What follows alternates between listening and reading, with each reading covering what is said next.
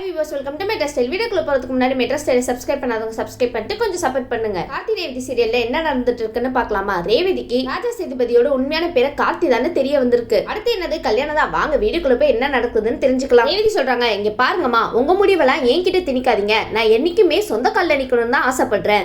நல்ல விஷயம் தானே ரேவதி. இனி உங்க பேச்சை கேட்கணும்னு அவசியமும் இல்ல, தேவையும் இல்ல. இனி இதை பத்தி பேசி டைம் வேஸ்ட் பண்ணாதீங்கம்மா. அது எனக்கு கொஞ்சம் கூட பிடிக்காது அப்படின்னு சொல்லிட்டு அவங்க பாட்டுக்கு போறாங்க. ஈஸ்வரி வந்து ரேவதி ரேவதி நில்லு, உன்கிட்ட தான் பேசிட்டு இருக்கேன், எங்க போற அப்படின்னு சொல்லிட்டு அவங்க ஒரு பக்கம் கத்திட்டு இருக்காங்க. ரேவதி அம்மா கூப்பிடுறாங்கல்ல, இப்படி மதிக்காம போனா என்ன அர்த்தம்? இவ்வளவு பெரிய பொய் சொன்னா எப்படி மதிப்பாங்க? ஈஸ்வரி கூப்பிடுறாங்க, ரேவதி நில்லுமா அப்படின்னு சொல்லிட்டு இருக்கும்போது ரேவதி சொல்றாங்க, அம்மா போங்கம்மா, இனி உங்க பேச்ச கேட்டதெல்லாம் போதும் அப்படின்னு சொல்லிட்டு அவங்க ஒரு பக்கம் இருக்க. சூப்பர், இதனாலதான் நம்ம நினைச்சதெல்லாம் இத்தனை நாளா நடந்துருச்சு. அத்தை, இனி நீங்க என்ன பண்ண போறீங்க? அவளுக்கு எல்லா விஷயமே தெரிஞ்சிருச்சு அப்படின்னு சொல்லிட்டு ஒரு பக்கம் மருது கேக்குறாங்க. மருது, நீங்க கொஞ்சம் அமைதியா இருங்க. அவங்களுக்கு என்ன பண்ணணும், ஏது பண்ணணும், எப்படி ரேவதியை வலிக்கு கொண்டு வரணும் கூட அவங்களுக்கு தெரியும். ரேவதி இந்த மாதிரிலாம் சொன்ன உடனே சும்மா விடுற ஆளா அவங்க? ஈஸ்வரி சொல்றாங்க, மாப்பிள்ள கவலைப்படாதீங்க மாப்பிள்ள, அவ்வளவு சீக்கிரமாலாம் அவன் மனசை மாத்த விட மாட்டேன் நானு. கண்டிப்பா இந்த விஷயம் நடக்கவே நடக்காதுன்னு அவளுக்கும் நல்லாவே தெரியும் அப்படின்னு சொல்லிட்டு இருக்காங்க ஈஸ்வரி. ஆனா இந்த ஈஸ்வரி சும்மா சொல்லக்கூடாதுப்பா. அவங்க மான ரோஷம் கௌரவத்துக்காக என்ன வேணாலும் செய்யக்கூடிய ஆளுதான் அவங்க. அதுக்காக நம்ம ரேவதி சும்மா கிடையாது. அவங்க யாரு? ஈஸ்வரியோட பொண்ணாச்சு. அவங்களோட குணம் கொஞ்சம் இருக்கதானே செய்யும். அவங்க எப்படி சமாளிக்கணுமோ அந்த மாதிரி சமாளிப்பாங்கன்னு நினைக்கிறேன். உடனே சந்திரா, அக்கா என்னக்கா இது, இவ இப்படி பேசிட்டு போறாளே, இதை பத்தி என்ன சொல்றதுன்னு எனக்கே தெரியல அப்படின்னு சொல்லிட்டு இருக்காங்க. எதுவும் சொல்லாதீங்க சந்திரா, நீங்க அந்த இடத்துல எதுவும் சொல்லாம இருந்தாலே பெரிய விஷயம் தான். இந்த விஷயத்தை எப்படியாவது மாப்பிள்ளை கிட்ட சொல்லணும் அப்படின்னு சொல்லிட்டு நம்ம மயில்வாகன் என்ன பண்றாங்க, நம்ம கார்த்தி கிட்ட சொல்றாங்கப்பா.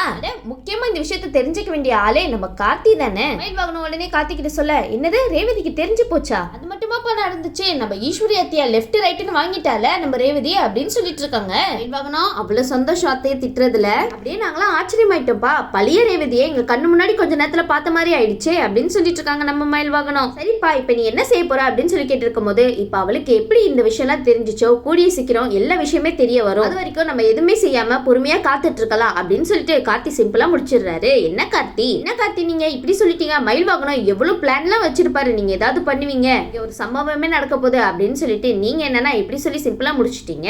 இந்த பக்கம் ரேவதி ரொம்ப கேஷுவலா உட்காந்துருக்காங்க. சரி, இனி என்ன பண்ணலாம்? அவரை தான் லவ் பண்றோன்னு நல்லா தெரிஞ்சு போச்சு. இனி இந்த விஷயத்துல நான் பொறுமையா இருக்கணும்னு அவசியமே கிடையாது. சரி, இந்த விஷயத்துக்கு முழுக்க முழுக்க தடையா இருக்கிறது யாரு? இந்த மருது தானே. ஆமா ஆமா ரேவதி, அவரை ஓட விட்டா எல்லாம் கரெக்டா வந்துரும். ரேவதி நினைச்சிட்டு இருக்காங்க, சரி நம்ம மருது கிட்ட பேசி இங்க இருந்து அவரை அனுப்பிடலாம் அப்படின்னு சொல்லிட்டு இருக்காங்க. என்ன ரேவதி, நீங்க பேசின உடனே கிளம்பி போற ஆளா அவரு? ரொம்ப வில்லங்க பிடிச்ச ஆளுல அவரு. அவர்கிட்ட எப்படி நீங்க பேசி புரிய வச்சு அவர் இங்க இருந்து அனுப்புவீங்க? அவர் வேற பிளான் போட்டுட்டு இருப்பாரு. கண்டிப்பா உங்களை கல்யாணம் பண்ணிட்டு உங்களையும் பழி வாங்கலான்னு தான் அவரோட எண்ணமே. அது மட்டும் இல்லாம உங்க சொத்த ஆட்டிய போட்டுட்டு போறதுக்கு தான் அவர் ரொம்ப முக்கியமா ஆர்வமா இருக்காரு. இந்த மருது இருக்கிற தைரியத்துல தானே அம்மா இந்த மாதிரிலாம் பேசிட்டு இருக்காங்க. சரி சொல்லிட்டு மருதுவை கூப்பிட்டு பேசிட்டு இருக்காங்க நம்ம ரேவதி.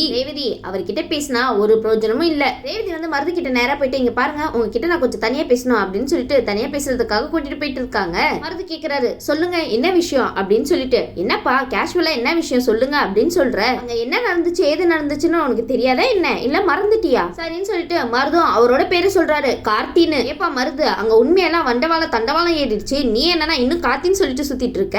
ரேவதிக்கு கோவம் வந்துச்சு பாருங்க. அழைச்ச என்ன இன்னும் நீ கார்த்தின்னு சொல்லி சுத்திட்டு இருக்க? உன்னோட உண்மையான பேர் என்னன்னு கேட்டேன். ஏன் ரேவதி அவரை திட்டுறீங்க? பாவம் கார்த்தின்னு சொல்லி அவரோட உண்மையான பேரே மறந்து போச்சு போல. அது சொல்றாங்க, இங்க பாருங்க ரொம்ப சாரிங்க, உங்க அம்மா தான் இந்த மாதிரிலாம் பண்ண சொன்னாங்க, அதனாலதான் நான் இந்த மாதிரிலாம் நடிக்க ஆரம்பிச்சிட்டேன். ஆமா ஆமா, இல்லன்னா இந்த சாருக்கு நடிக்கவே தெரியாது பாருங்க, ஒருத்தவங்க சொல்லி கொடுத்துதான் நடிச்சிட்டு இருக்காராம். இவ்வளவு பெரிய காரியம் பண்ணிட்டு இருக்கீங்க நீங்க, அதெல்லாம் தெரிய வந்துச்சு கார்த்திக்கு, உங்களை துண்டக்கானா துணியாக்கானு ஓட விட்டுருவாரு. ரேவதி கேக்குறாங்க, ஓ அவர் மாதிரி நடிச்சா அவரோட குணமோ அன்போ உங்ககிட்ட வந்துருமா என்ன? இல்லனா நீ தான் அவர் மாதிரி ஆயிடுவியா அப்படின்னு சொல்லி கேட்டு இருக்கும்போது, சரி உன்னோட பேர் என்ன அதை சொல்லு அப்படின்னு சொல்லிட்டு இருக்காங்க. என்னோட பேரு மருது அப்படின்னு சொல்லிடுறாரு நம்ம மருது.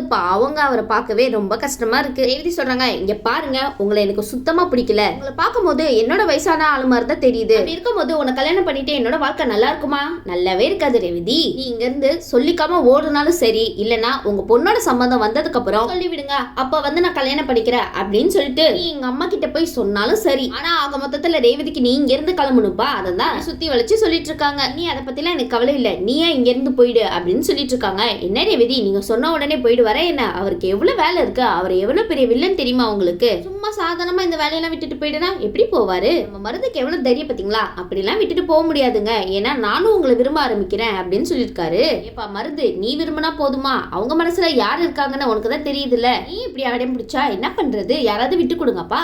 பாரு, நீ என்ன வேணாலும் விரும்பிக்கோ, ஆனா நான் உன்னை விரும்பல. உன்னை நான் வேணான்னு முடிவு பண்ணிட்டேன். உன் மனசுல என்ன இருக்கு ஏது இருக்குன்னு எனக்கு தெரிஞ்சுக்கணும்னு அவசியமே கிடையாது அப்படின்னு சொல்றாங்க. என்ன மருது, இது எப்பத்துல இருந்து அவங்கள லவ் பண்ண ஆரம்பிச்சீங்க? உங்க லவ் உண்மையானதா? அப்படி நீ ரொம்ப நல்லவனா இருந்தா தயவு செய்து இங்க இருந்து போயிடு. இல்ல, நீ சொல்றதெல்லாம் நான் கேட்க மாட்டேன், இங்கதான் இருப்பேன் அப்படின்னு சொல்லிட்டு அடம் பிடிச்சிட்டு இருந்தானா நான் தேவையில்லாம 3-4 மாசம் கழிச்சு நடக்க வேண்டிய விஷயத்த இப்ப ஏன் நடத்தி வைக்கிற மாதிரி யோசிக்க வேண்டியது இருக்கும். எப்படி உனக்கு வசதி அப்படின்னு சொல்லி கேட்டுட்டு இருக்காங்க ரேவதி. உடனே அங்க இருந்து சந்திரா வராங்க. ஓ, மாப்பிள்ளை கிட்ட பேசி மனசை கலைக்கலான்னு பாத்துட்டு இருக்காளா? ஏன் ரேவதி இந்த மாதிரிலாம் பேசிட்டு இருக்கா மாப்பிள்ளை கிட்ட? என்ன மாப்பிள்ளையா? உங்களுக்கு பசங்க யாராவது இருக்காங்களா? உங்களுக்கு மாப்பிள்ளையா ஆக்கிக்க போறீங்களா அப்படின்னு சொல்லி கேட்டு இருக்காங்க ரேவதி. சந்திரா ரேவதி கிட்ட இப்படி வாங்கி கட்டிக்கிட்டீங்க? சந்திரா கேக்குறாங்க, ஏய் என்ன பேசிட்டு இருக்க நீ அப்படின்னு சொல்லி கேட்டுக்கும் போது, ஆமா இவன் யாருன்னே தெரியாம நான் பேசிட்டு இருக்கேங்க. ஆனா நீங்க என்னன்னா மாப்பிள்ளைன்னு சொல்லிட்டு முறையோட பேசிட்டு இருக்கீங்களே. இவனுக்கு எனக்கு என்ன சம்பந்தம் இருக்கு? ஒரு சம்பந்தமும் இல்ல. அப்படி இருக்கும்போது இவனை கல்யாணம் பண்ணிக்கணும்னு நான் எப்படி ஒத்துப்பேன்? ஒழுங்கா நீங்களே அவனை இங்க இருந்து அனுப்பிடுங்க, இல்லன்னா நான் துரத்த வேண்டியது இருக்கும், பாத்துக்கோங்கப்பா அப்படின்னு சொல்றாங்க. ரேவதி, அவங்களா அவனை வீட்டை விட்டு அனுப்புனா நல்லா இருக்காது, நீங்களா விட்டு துரத்துனாதான் சூப்பரா இருக்கும் பாக்க. என்னை பத்தி உங்களுக்கு எல்லாருக்குமே நல்லா தெரியும். நான் ஒரு முடிவு எடுத்துட்டேன்னா அதுல ரொம்ப ஸ்ட்ராங்கா இருப்பேன்னு. தேவையில்லாம நீங்க பாட்டுக்கு பேசாதீங்க அப்படின்னு சொல்லிட்டு ரேவதி அங்க இருந்து கிளம்புறதுக்காக இருக்காங்க. என்னங்க நீங்க வீட்டு பொண்ணு இப்படி பேசிட்டு இருக்கா அப்படின்னு சொல்லிட்டு மருது கேக்குறாப்ல. உடனே ரேவதி அங்க இருந்து திரும்பி வராங்க. மருது, ரேவதி காதுல விழுந்துருச்சு போல, உங்களுக்கு பதிலடி கொடுக்கதான் வராங்க திரும்பி. பாருங்க, அவங்க நம்பிக்கை கொடுத்தாங்க, இவங்க நம்பிக்கை கொடுத்தாங்க, கடைசி நேரத்துல நான் எல்லாத்துக்கும் ஒத்துப்பேன்னு நினைக்காதீங்க. அவங்க அப்படி இப்படின்னு சொல்லுவாங்க, அதெல்லாம் கேட்டுட்டு நீங்க இருக்கலாம்னு நினைச்சேன்னு வச்சுக்கோங்க, நான் உன்னை சும்மாவே விட மாட்டேன் அப்படின்னு சொல்லி ரொம்ப கோவமா பேசிட்டு போறாங்க நம்ம ரேவதி. இதே வெறியோட கோவத்தோட இருங்க, அப்பதான் நம்ம நினைச்ச காரியம் கரெக்டா நடக்கும். மருது நினைக்கிறாரு, என்ன இவளுக்கு இவ்வளவு தைரியம், இப்படி பேசிட்டு போறா அப்படின்னு சொல்லிட்டு இருக்கும்போது, அப்ப நான் இவ்வளவு லவ் பண்றேனே, மத்தவங்க மனசுல நினைக்கிறதுக்கெல்லாம் நான் பொறுப்பு இல்ல அப்படின்னு சொல்லிட்டு அவங்க பாட்டுக்கு வேக வேகமா போயிட்டு இருக்காங்க. மருது, அவங்க தான் உங்களுக்கு பிடிக்கலன்னு சொல்லிட்டாங்களே, விட்டுருங்களேன். ஒருத்தவங்களுக்கு பிடிக்கலன்னா தள்ளி நிக்கிறதா கரெக்ட். ரேவதி ரூம்குள்ள வந்து யோசிச்சுட்டு இருக்காங்க. சரி, எப்படியோ அவன் கிட்ட பேசியாச்சு, இனி அவன் இங்க இருக்க மாட்டான்னு நினைக்கிறேன், கண்டிப்பா வீட்டை விட்டு வெளியே போயிடுவான் அப்படின்னு ரேவதி நினைச்சிட்டு இருக்காங்க. ரேவதி, அவனை பத்தி உங்களுக்கு தெரியல, நீங்க சொன்ன உடனே வெளியே போற ஆளா அவன். சந்திரா வந்து மருதுக்கு ஒரு பிளான் கொடுக்குறாங்க. இங்க பாரு, உடனே பெட்டி படிக்கலாம் எடுத்துட்டு வீட்டை விட்டு வெளியே போற மாதிரி சீனை போடு கொஞ்சம். அப்பதான் நம்ம ஈஸ்வரி வந்து என்னது இது மாப்பிள்ளை வீட்டை விட்டு வெளியே போறாரு அப்படின்னு சொல்லிட்டு ஏதாவது ஒரு ஸ்டெப் எடுப்பா, இல்லனா அமைதியா உட்காந்துருப்பா அப்படின்னு சொல்றாங்க. என்ன சந்திரா, அக்காவை பத்தி இப்படி தப்பா சொல்றீங்களே மாப்பிள்ளை கிட்ட? உடனே மருதுவும் சந்திரா பேச்சை கேட்டுட்டு பொட்டி படிக்கலாம் எடுத்துட்டு வீட்டை விட்டு வெளியே போறதுக்காக ஒரு சீனை போட்டுட்டு இருக்காரு. அத்தை, நான் இந்த வீட்டை விட்டு வெளியே போற அத்தை, இதுதானே நாங்க எதிர்பார்த்தோம், போங்க போங்க, இவ்வளவு விஷயம் இந்த வீட்டுல நடந்திருக்கு, இதுக்கு மேல நான் இங்க இருந்தேனா எனக்கு தான் அவமானம் அப்படின்னு சொல்லிட்டு வீட்டை விட்டு வெளியே போறேன் அப்படின்னு சொல்லிட்டு இருக்காங்க. ஆனா ஈஸ்வரி நினைக்கிறாங்க, பரவாயில்ல இவனுக்கும் கொஞ்சம் ரோஷம்லாம் இருக்கு அப்படின்னு சொல்லிட்டு, ஏன் மாப்பிள்ளை என்னாச்சு, ஏன் திடீர்னு இந்த முடிவு அப்படின்னு சொல்லி கேட்டுக்கும் போது மருது சொல்றாங்க, உங்க பொண்ணு சம்மந்தம் சொன்னா நான் இந்த வீட்டுல இருப்பேன், ஆனா அவங்க இல்லைன்னு சொல்லிட்டாங்களே, அப்படி இருக்கும்போது இந்த வீட்டுல இருந்து என்ன பிரயோஜனம் அப்படின்னு சொல்லி கேட்டுட்டு இருக்காரு. மருது, இப்பதான் நீங்க பிரயோஜனமான ஆளா இல்லையான்னு உங்களுக்கு தெரியுதா என்ன? இங்க பாருங்க அத்தை, ஃபர்ஸ்ட் உங்க பொண்ணோட மனசை மாத்துங்க, அதுக்கப்புறமா என்ன கூப்பிடுங்க, நான் எங்க போக போறேன்? ஆமா ஆமா, எங்க போக போறாரு? வில்லத்தனம் தான் பண்ணிட்டு இருப்பாருங்க. நான் மட்டும் இங்க இருந்தேன்னா எந்த பிரயோஜனமே படாது, அது மட்டும் தெளிவா தெரியுது. உடனே இதெல்லாம் கேட்டுட்டு ரேவதி சொல்றாங்க, அம்மா அதான் அவரே வெளியே போறேன்னு சொல்றாருல, எவ்வளவுதான் நாடகம் ஆடினாலும் அது ரொம்ப நாளைக்கு நீடிச்சு நிலைக்காது, நம்ம எவ்வளவுதான் நாடகம் ஆடினாலும் என்னைக்காவது ஒரு பட்சத்துல வெளியே வந்தே ஆகும் அப்படின்னு ஒரு பக்கம் சூப்பரா பேசிட்டு இருக்காங்க நம்ம ரேவதி. இப்பதான் நீங்க ஒரு ஃபார்முக்கே வரீங்க போங்க. ரேவதி சொல்றாங்க, சரிப்பா நீ ரொம்ப நல்ல முடிவு எடுத்திருக்க, ஆனா போறேன்னு தான் சொல்றே தவிர போக மாட்டியே அப்படின்னு சொல்லி கேட்டுட்டு இருக்காங்க. ரேவதி, அவரே சீனை போட்டுட்டு இருக்காரு, அவரா போக போறாரு. உடனே ரேவதி சொல்றாங்க, சரி யாரோ என்னென்னவோ சொல்லுவாங்க, நம்ம எதுக்கு இங்க நின்னுட்டு அப்படின்னு சொல்லிட்டு கேஷுவலா உட்கார்ந்துட்டு இருக்காங்க நம்ம ரேவதி. என்னடா இது, இவ இப்படி பேசிட்டு இருக்கா, சென்டிமெண்டா பேசினா ஏதாவது முடிவை மாத்திப்பான்னு பார்த்தா நக்கலா பேசிட்டு போறா நம்மளே பார்த்து அப்படின்னு நினைச்சிட்டு இருக்காங்க. இதெல்லாம் சாத்தியமா அப்படின்னு சொல்லிட்டு ரொம்ப கேவலமா யோசிச்சுட்டு இருக்காரு நம்ம மருது. அதுதான் சாத்தியம் இல்லைன்னு தெரிஞ்சிருச்சுல, சரியான டம்மி பீஸ்ன்னு நினைச்சிட்டு இருக்காங்க நம்ம ரேவதி. உடனே ஈஸ்வரி சொன்னாங்க, சரி மாப்பிள்ள நீங்க எது கவலைப்படாதீங்க, நீங்க ஃபர்ஸ்ட் உள்ள போங்க அப்படின்னு சொன்ன உடனே பெட்டி படிக்கலாம் தூக்கிட்டு உள்ள போறாங்க.